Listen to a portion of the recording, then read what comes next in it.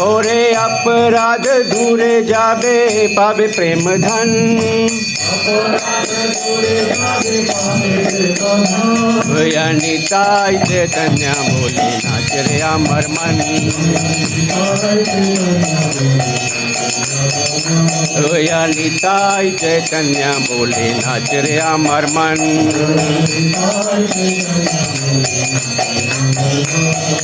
विचार तो नाई है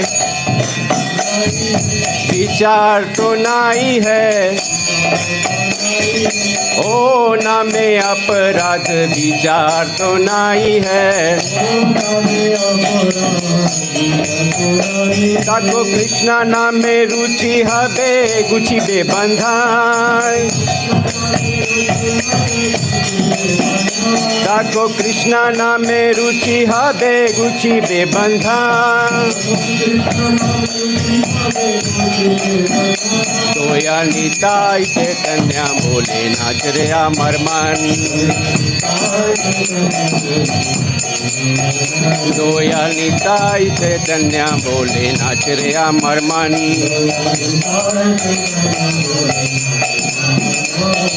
नाच रे अमर मन नाच रे अमर मन नाच रे अमर मन दोया निताई चैतन्य बोले नाच रे अमर मन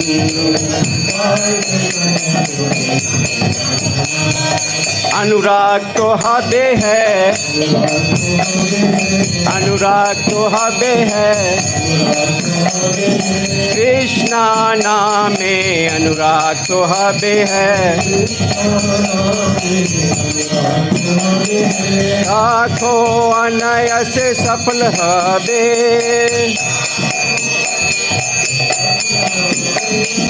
सफल हबे जीवेरा जीवन सफल हबे जीवेरा जीवन ताको अनायास सफल हबे जीवेरा जीवन कृष्णा रति बिना जीवन तो मीचे है जीवन तो मीचे है कृष्णा रति बिना जीवन तो मीचे है तो निताई चैतन्य बोले नाच रे अमर मन तो निताई चैतन्य बोले नाच रे अमर मन वृंदावन राधा श्याम पावे दर्शन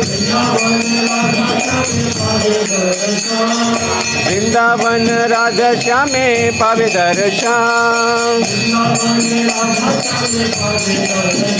ऐसे वृंदावन राधा श्याम पावे दर्शन गौर कृपा हले है गौर कृपा हले है वृंदावन राधा श्याम पावे दर्शन वृंदावन राधा श्याम पावे दर्शन गौर कृपा हले है गौर कृपा हले है और निताई चैतन्य बोले नाच रे अमर मन निताई चैतन्य बोले नाच रे अमर मन निताई गौर हरि बोल हरि बोल हरि बोल निताई गौर हरि बोल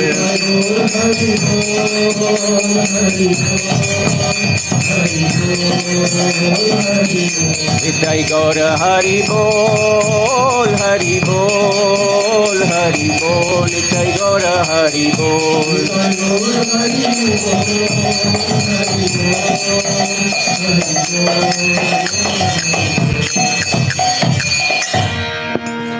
Thank you.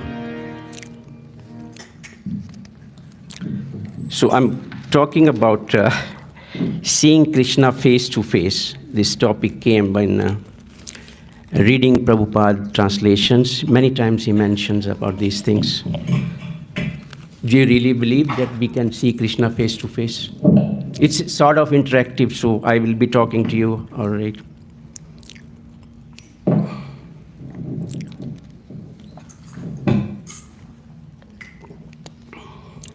So let's discuss how we can move close to Krishna, or we could discuss among ourselves, right?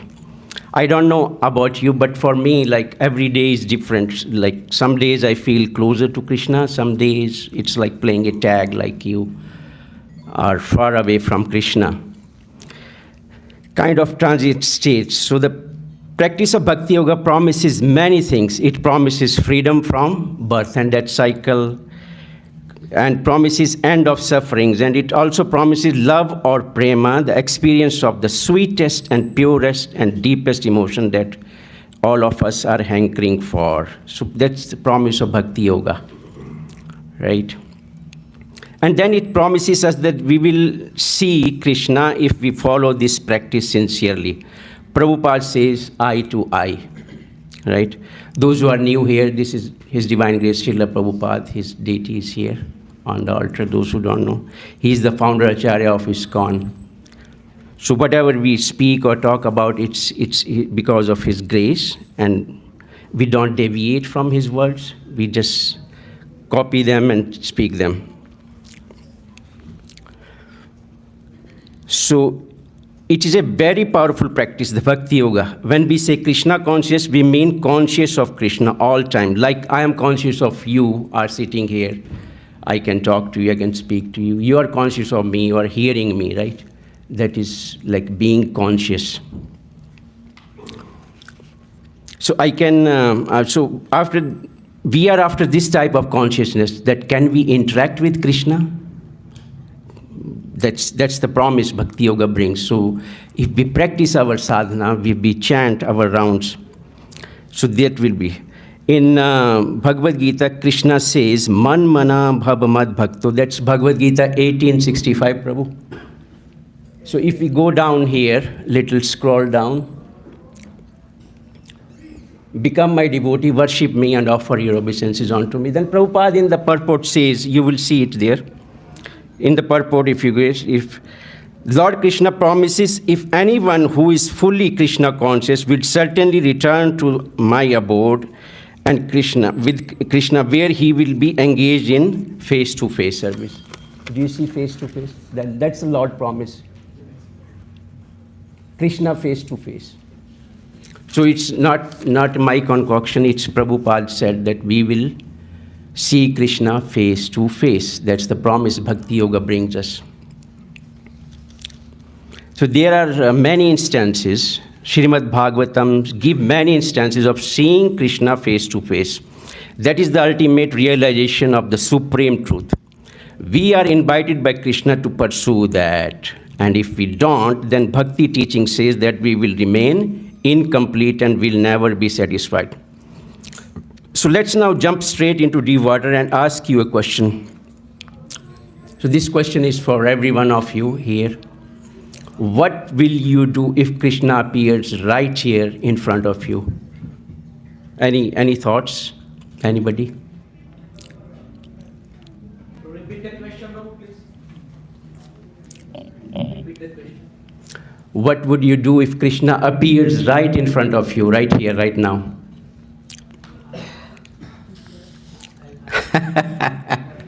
Anybody? No thoughts? Krishna is here already. It's here. Everything when you come. But when he is interacting with you, what would you do? Right? No one has any answer? Huh? Yeah. So there are many descriptions of Krishna showing up in front of devotees in Bhakti tradition. First, let's talk about Bhakt Prahlad. So what Prahlad, let's have we will learn like what to do when Krishna is face to face with you, because none of you were able to answer this question, right? So let's learn at least. This is the opportunity, that means. So Bhakt Prahlad Bhakt Prahlad, Krishna appears as a Narsimha Dev. You notice as we talk more about this that Krishna shows at different time in different form. Prahlad from day of his birth believed that God is a person, has a very deep trust that Lord will protect me. Although he was mistreated by his own father many times, even was warned that Hiranyakashipu will chop his head off actually. His father, Prahlad's father, said that I will chop off your head, right, if you don't stop worshipping Vishnu, right?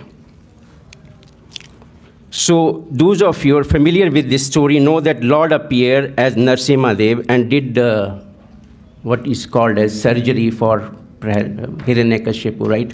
He took right with his nails, he tore his abdomen, and from abdomen he pulled out everything. Right. So he was extremely angry. No one dared to go close to Narsimha. Eventually, Prahlada was able to pacify the Lord. So if we go to verse number 796, Srimad Bhagavatam.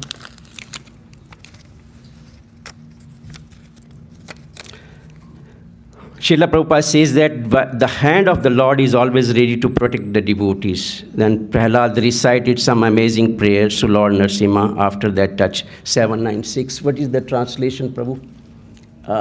Translation of the words.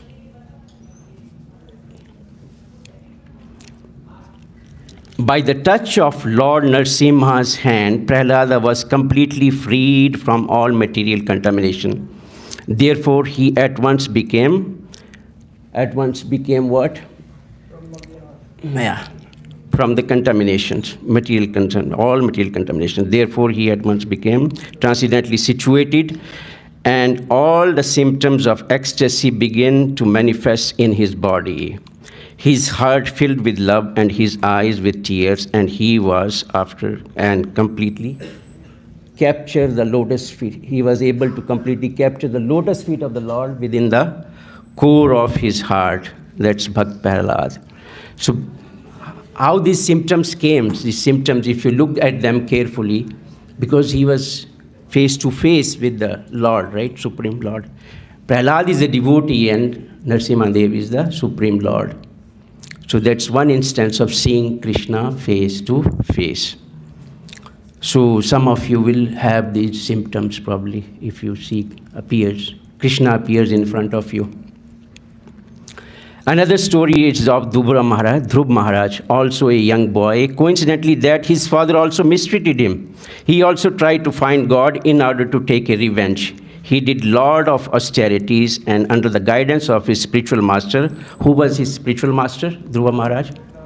Narada Muni. Eventually, he saw Krishna face to face. In his meditation, he fell flat on the ground and paid his obeisances. He was so overwhelmed to see the Lord that he wanted to drink in the beautiful form of the Lord. The Lord touched him with conch shell on his forehead. You all know that. That is 496, Prabhu. Right. Dhruva Maharaj said, "My dear Lord, you are all powerful. After entering within me, you have enlivened my all sleeping senses, my hands, legs, ears, touch, sensation, life force, and especially my power of speech. Let me offer my respectful obeisances unto you." So what Dhruva Maharaj, when he saw Krishna face to face, that was his reaction. Anybody learn, right? You guys are learning if you see Krishna face to face, what to do? Yes or no? Yes, no. Nobody is talking to me. Yes. The third example is of Daksh Pratapati, 6441, who just finished offering beautiful prayers to the Lord. Lord appeared to him, and Daksha, after seeing the Lord, was somewhat initially afraid. But then he fell flat on the ground like a stick to offer obeisances to the Lord, and he became peaceful. As rivers flowing from the mountain to the sea, all Daksha's senses were filled with pleasure. After this, Daksha could not say anything, but simply remained flat on the ground. So that's another reaction you can do, right? And these are some of the best prayers you can offer when a devotee sees the Lord. We will be meditating on one of the form in the end, when we reach the end. Another story is of Vidura's wife. And her name was, anybody knows? Huh? Vidurani, what was her name? Vidurani is her, because she was the wife. Sulabha. Vidurani was Sulabha's, Vidur's wife. Krishna just walked in one day, and all know the story, right? He rejected what Duryodhana had to offer him, and he went to Vidur's home. So where Sulabha, Krishna told her. So that's again interaction of Sulabha and Krishna face to face. He told Vidurani, I'm very hungry. So Krishna comes to you, you are so fortunate, and he asks you for something. So what she offered to Krishna, you know that, right? Huh? Banana peels. She was so ecstatic, in such a wonderful mood, like she forgot, she threw banana on one side and she offered the peel to Krishna, and Krishna accepted it actually, right? It is a sort of hilarious story, right? If you remember it, you will be laughing at her. So banana, she tossed the fruit and gave the peel to Krishna. Krishna, out of love, devotion, ate the peels. I request you, don't try this at home, right? You offer banana to Krishna, not the peels. We are not at that level, right? So now what about us? Me, you, everyone here, sitting here, what about us? We are not in Bhagavatam. We are not that characters of Bhagavatam. We are not well known, and we are so many of us, like we are here, probably 70, 80 people sitting here. What about us? What will we do actually if we see Krishna face to face? Or will we ever see? That's the question. Will we ever see Krishna face to face? Right? Anybody? What do you think? Will we ever see? Anybody has the hope? Yeah. No? Yes? There are forms, different forms. Huh? A lot of time we see that Krishna in the different forms, right? Like he can come like anytime, anywhere. Right. Different form. And most of the time we cannot recognize, okay, he's a really Krishna. Yeah. You won't feel. Yeah, but I'm asking, if you see Krishna face to face, is there an opportunity? There is opportunity if you follow this practice of bhakti yoga, your sadhana sincerely. Yes.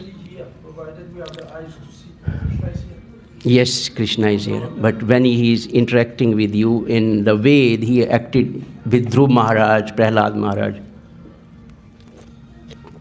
Yeah, same. Thank you, Prabhu. But that's what we know, that it's possible, as Phalgun Prabhu and Prabhu said. Yeah, Krishna Kshetra Prabhu. We say it is possible, and Prabhupada says it's possible to see. Why? Because we know we are part and parcel of Krishna. We know our body is just a covering. So how do we get from here to see Krishna face to face? That's the practice and philosophy of Krishna consciousness. How do we stay with service day after day? How do we stay? Like, I will give you an example. Like, our consciousness is right here now. And we have to raise our consciousness to such a height, right? That's our situation. We are at the ground level, right? We are so contaminated. We will apply an analogy of mountain climbing, reaching to the summit, because the goal is to see Krishna face to face. Any of you here have ever tried or ever climbed a mountain, right? Anyone? Did you go? 2 weeks ago, 2 weeks ago. I went to Wet Bog. Rocky Mountain? No, not Rocky Mountain. I don't have hike shoes. Okay. I went. Yeah. And there was a stage I could not. If I look down, I would tumble. If I come down, and I just surrendered. I prayed to Krishna. Yeah, it is very intimidating to I mountain actually climbing. prayed. I said I can't go further. Yeah, it is very And intimidating. then somebody came Yeah. from behind. Yeah. He had high shoes, Yeah. and I said I need help, and he pulled me up. Good. Yeah, that's the way to It go. appears, it depends on Your what we surrender. consciousness, yeah. So mountain, Krishna says in the chapter 10 Bhagavad Gita, verse 25, right? And of the immovable things of the mountain, like his Himalayas. Superlative, right? So whatever is superior should remind you of Krishna. Once I came across a book which tells the story of a woman who had a desire to climb the Mount Everest, and she did lot of research.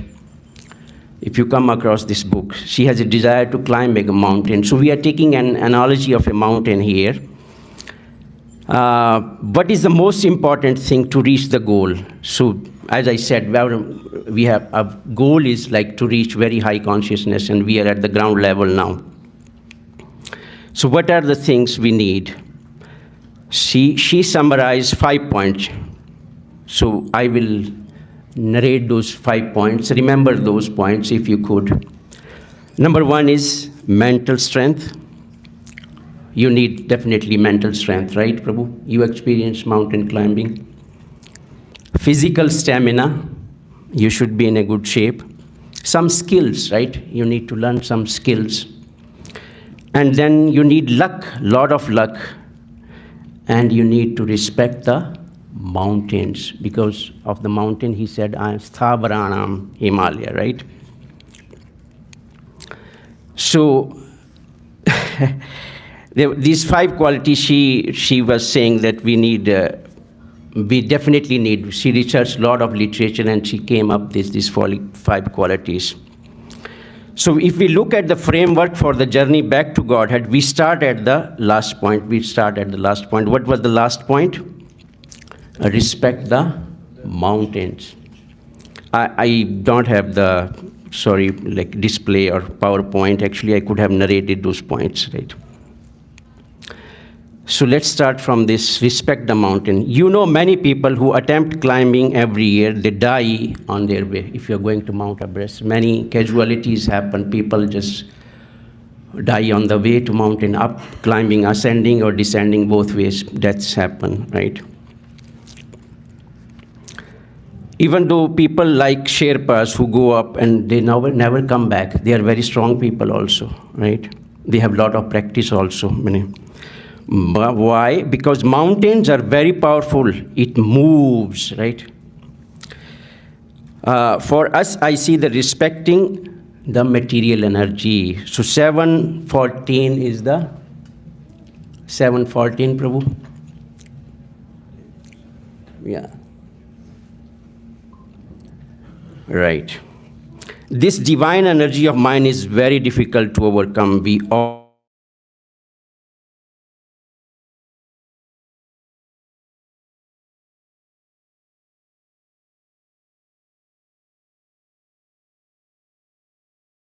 right? Do we have control over many things or do we control everything? We don't have control. And this Maya is also Krishna's energy. We have no control over it.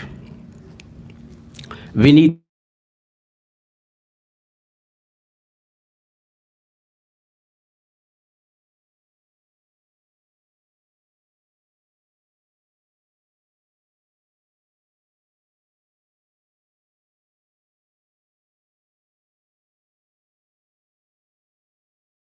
fight is against that. So you have to respect Devi, divine energy of Krishna. Right. Then she says, lot of luck. That was number 2 point. And the devotees, that means lot of Krishna's mercy. We say Krishna's grace and mercy, kindness. We see that every day, right? And we should say we should take time out of when we see that a lot of good things are happening, right? we should say, thank you, Krishna. We need that divine luck. That is a gift. The nature of false ego is, I want to do it myself. Our false ego tells us, no, I don't need help. I can just do it myself by him. But it's like saying, I can climb the Mount Everest myself alone.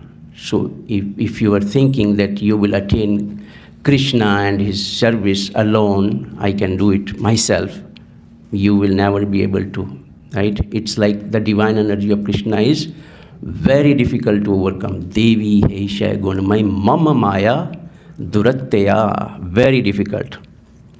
But then our false ego tells us, oh, you can do it. Right.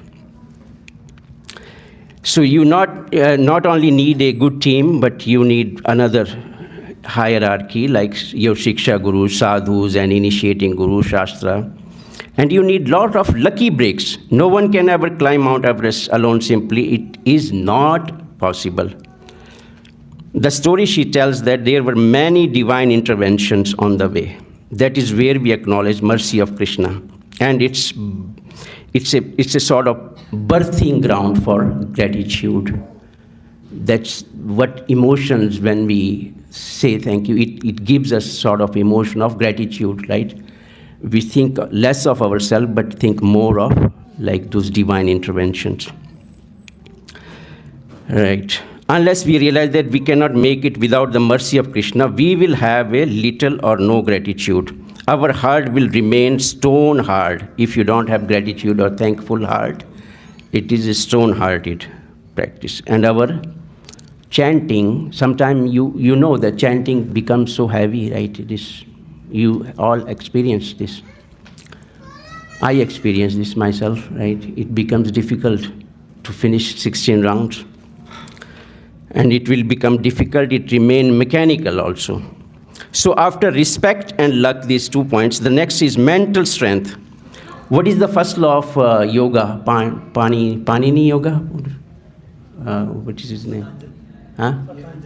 Patanjali yoga. What is the first? Yeah? Yoga chitta vritti nirodha, right? It's turning and twisting of the mind. So that's what we are talking about, mental strength. Mental strength comes when we control the mind. Mind is our sixth sense. All yoga practices are done to control the mind. The mind controls itself, the other senses. And if you don't have strong mind, you will give up the practice of bhakti. Mind can dictate you. It tells you, like, you can start looking at that in a way, like you say, I will jog like 1 kilometer, like jogging or running I am doing. Your mind will tell you, stop it, nonsense. What are you doing? Just take rest. No, then you have to compete against the mind. No, I have to go further, right? Your mind is so powerful, it leads people to commit suicide sometimes, like. So yeah, if your mind is not strong, it can dictate you to give up the practice of bhakti yoga. And there is another very good example. We face this struggle every morning against your mind. What is the first morning thing? How we face it? Mind over mattress. Yeah. Yeah, snooze, my alarm snooze. And then you think like if devotees should be, are supposed to get up, but they still struggle, right? Snooze. I want to sleep, and sometimes it happens. So mind over mattress is very strong. Do you ever face this problem, right? Every one of you human beings. So we need to strengthen our mind by reading what? Wisdom books. Prabhupada has given us so much literature. In Vaishnava theology, there is no shortage of books. So books are the best way to strengthen your mind, right? So it keeps us goal-oriented, keep us effort-oriented, goal-focused, right? All these things come from reading Vaishnava literature and understanding. So please read Prabhupada books. We have so much books here, so many books here. And throughout, those who are more curious, there are plenty of Vaishnava literature to read. And the next one is physical stamina. It is easy to chant your rounds when you have Is it when you have, it is not easy actually when you have physical disturbances in the body. It is that by it's very important to stay healthy. Prabhupada always signed his letter, I hope this meets you in good health. Prabhupada was very health conscious person. And he said many times, first your health, then sadhana, then service, right? So physical stamina is very important.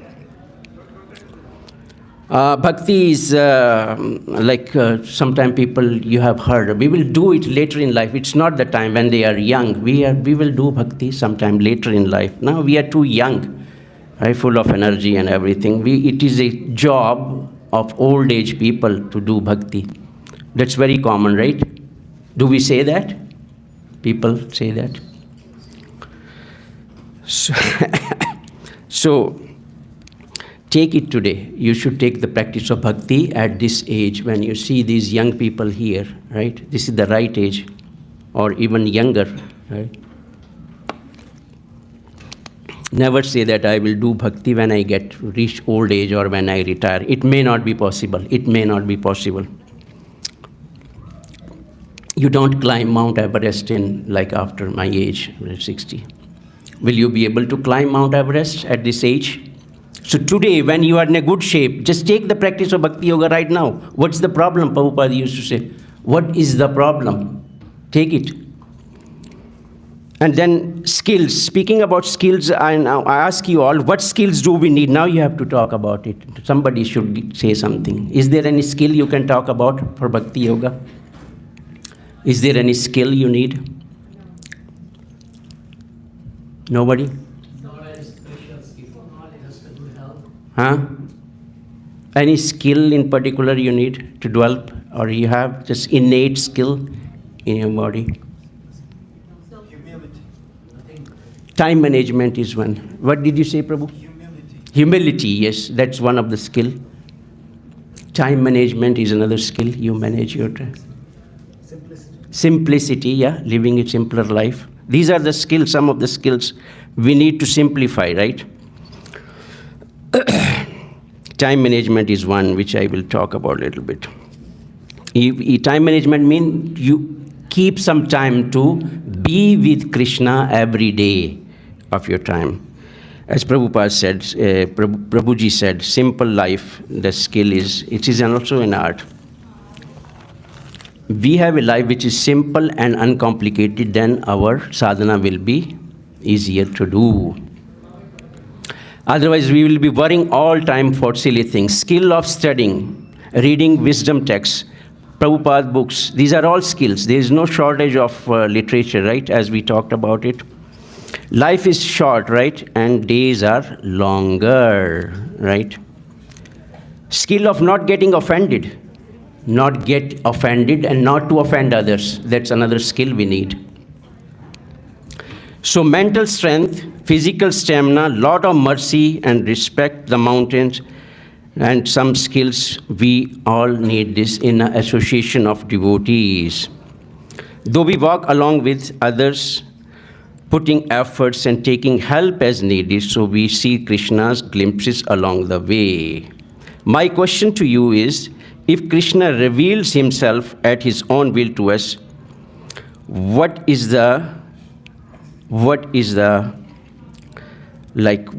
will revive? If we are saying yes to Krishna, what we are saying no to, right? We are reviving our relationship with Krishna. So if we are saying yes to Krishna, we are saying no to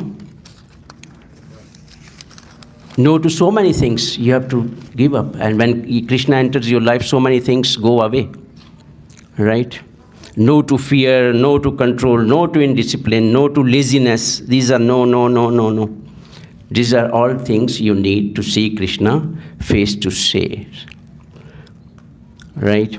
So we will end here this practice. We will hoping that we will see Krishna face to face. There is a beautiful meditation from Srimad Bhagavatam. It is 3:15:39. When four Kumaras spoke when they saw Krishna face to face. Please focus on Lord in front of you here and picture this in your mind, right? I will request you to fold your hands. Prabhu, do we have that fluid music?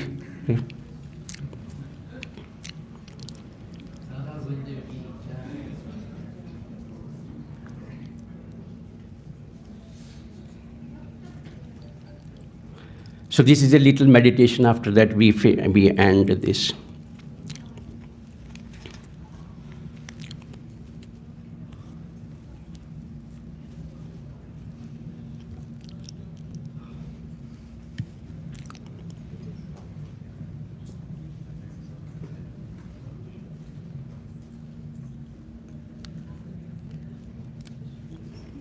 At Wayfair, we're game for every style. Let's play chariots. Oh, I got my favorite chair. Got it. All right, ready? This one, Ron? It is sort of background.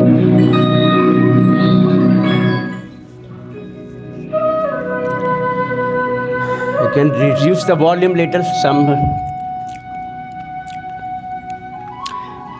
So my request is just to fold your hands, please, in this position. Close your eyes. I will read the prayer. You just listen to it, please. And think about Krishna, Radha Govinda ji in your mind.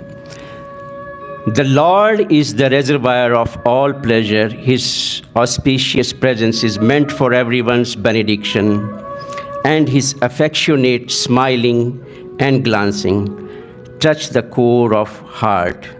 The Lord's beautiful bodily color is blackish, and his broad chest is the resting place of the goddess of fortune, who glorifies the entire spiritual world. The summit of all heavenly planets. Thus, it appeared that the Lord was personally spreading the beauty and good fortune of the spiritual world. Srila Prabhupada ki jai. Thank you very much.